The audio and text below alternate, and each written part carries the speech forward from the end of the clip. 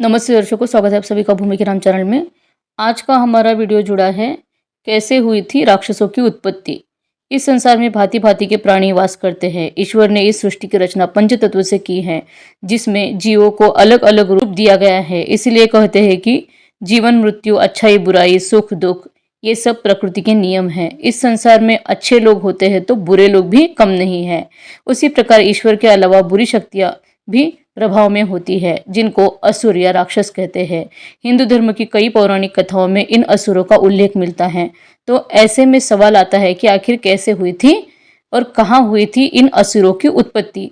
तो आइए जानते हैं कैसे हुआ था असुरों का जन्म। पुराणों में असुरों के जन्म की कथा का वर्णन मिलता है, जिसके अनुसार सप्त ऋषि में से एक ऋषि कश्यप की 13 पत्नियां थी। उनमें से आदिति और दिति को सुर असुर की माता के रूप में जाना जाता है।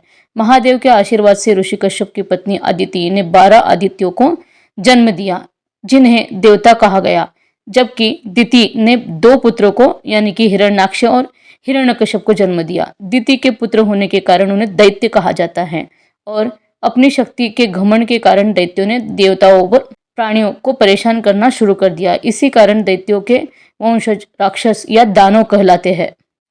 पौराणिक कथाओं के अनुसार ब्रह्मा जी ने आदिशक्ति और भगवान शिव के साथ मिलकर सृष्टि की रचना की।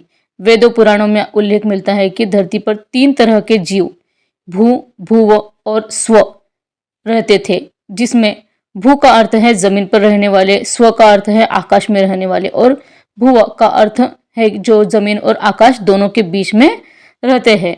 ब्रह्मा जी ने जब सृष्टि की रचना की तब सभी हिंसक, अहिंसक जीव जंतुओं और मनुष्यों को जमीन पर रहने के लिए भेजा, देवताओं को आकाश में रहने के लिए भेजा और राक्षसों को धरती के जीवों और देवताओं की रक्षा के लिए आकाश और जमीन के बीच में रहने के लिए भेजा।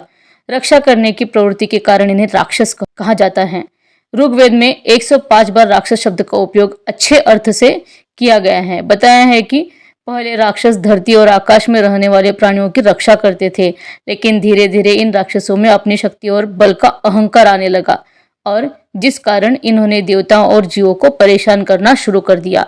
तो ये था हमारा आज का वीडियो कि कैसे और कब हुई थी राक्षसों की उत्पत्ति। और उनकी उत्पत्ति की गई थी दरअसल जीवों की और देवताओं की रक्षा के लिए, लेकिन कैसे वे घमंड में आके उनके संहारक बन गए। तो अगर आपको ये वीडियो अच्छा लगा तो चैनल को सब्सक्राइब करिए, लाइक और शेयर करिए। धन्यवाद।